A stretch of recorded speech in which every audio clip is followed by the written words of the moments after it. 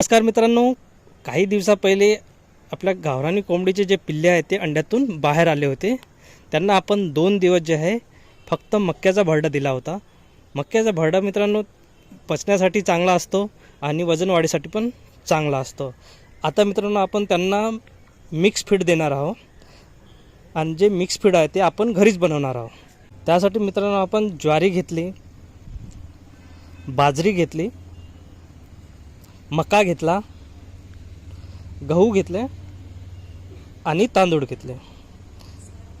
यांना छान मिक्स करून घेतलं आणि आता हा मित्रांनो आपण पीठ गिरणीमध्ये नेऊन याचा भरडा करणार आहोत. तुम्ही बघू शकता मित्रांनो, खूप छान असा भरडा झालेला आहे. आता हा भरडा आपण मित्रांनो पिल्लाला देणार आहोत. तुम्ही बघू शकता मित्रांनो, पिल्लं असे तुटून पडले आहेत त्या भरड्यावरती आणि त्यांना खूप आवडीने खाऊन राहिले. त्यांना पण हा भरडा आवडलेला आहे.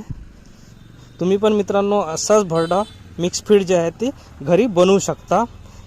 मार्केटमधून महाग फीड आणायची काही गरज नाही आणि फीडवरती जास्त खर्च करायची काही गरज नाही.